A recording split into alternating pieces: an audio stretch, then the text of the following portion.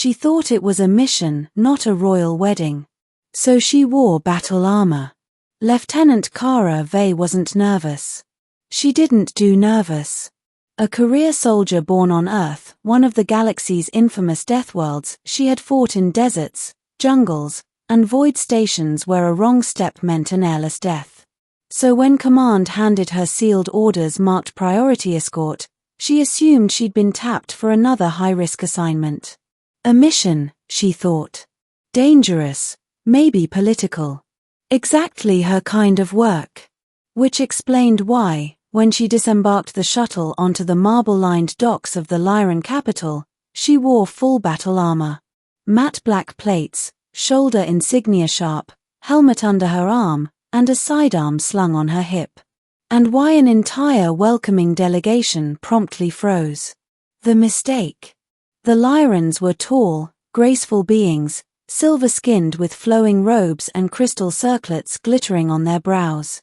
Every single one of them looked at her as though she had just declared war.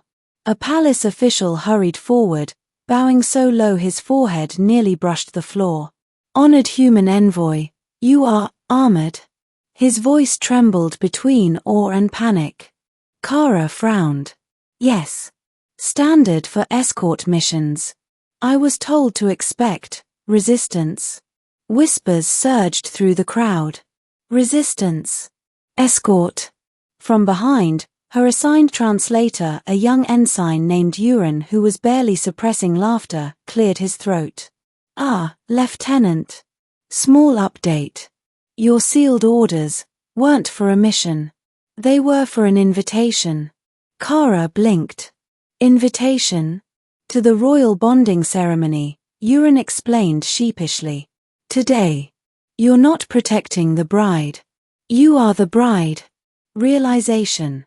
For the first time in years, Cara Vey almost choked. "The what?" "Royal bonding," Uran repeated. "The Lyrans requested you specifically. It's, well, a wedding. Apparently, the Crown Prince swore an oath to marry the one being who could outfight his honor guard. And, last month you beat all 12 of them during joint exercises." Cara remembered the fight. They'd called it training, but the guards had been cocky, arrogant, and underestimated a human officer. She'd floored them in under 3 minutes. At the time, she thought it was a useful lesson. Apparently, it had been a proposal. And now, standing in black battle armor amid a hall filled with silk and crystal, she realized exactly how badly she had misunderstood. The Lyran Prince. The great doors opened. Trumpets flared.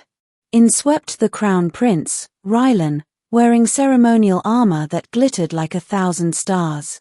His eyes lit up the moment they fell on Cara, her stance rigid, her armor matte, her expression somewhere between fury and embarrassment. He strode forward and bowed deeply, palms pressed together. "Warrior of Earth. You came armed, as tradition demands. You honor me." Cara's jaw nearly unhinged. This is tradition." The prince smiled. "Of course. Among my people, the strongest union is forged in readiness for war. A wedding is not silk and song. It is the acknowledgement that life is battle, and one must choose a partner who stands unbroken. You came clad for combat. I could not have asked for a greater vow." The delegation erupted into applause. Cara muttered under her breath, "You've got to be kidding me." The ceremony. Protocol swept her along.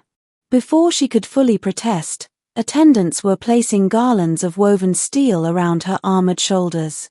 They offered to remove her helmet for the vow, but Cara only clipped it to her belt, still glaring daggers at Uran, who looked like he might explode trying to hold back laughter. The ritual was unlike anything Cara had seen. Instead of exchanging rings, the couple exchanged weapons, ceremonial blades etched with both human and Lyran sigils. Instead of a priest, the High General presided. 2 warriors, sworn to fight as one. 2 lives, bound by courage. The general's voice rang out. "Let no foe divide them, let no fear undo them. Together, unbreakable. The prince pressed his forehead to hers, unflinching against the cold steel of her helmet clip. From this day, Kara Vey of Earth, my life is your shield. Kara swallowed hard. She hadn't signed up for this. But as the hall thundered with cheers, she realized there was no backing out without igniting a diplomatic disaster. So she did what humans do best, she adapted. Fine, she muttered. But if this is a wedding, don't expect me to throw the bouquet. Aftermath. The reception was surreal. Nobles whispered about her every move, marveling at her scars, her steady stance, the way she carried her weapon as though it were part of her body. Alien dignitaries who once sneered at humanity now bowed in respect. Rylan leaned close, his voice low and sincere. You think this was an accident? It was not. I have watched your people. The galaxy fears you because you survive where no one else can. But I chose you because you thrive.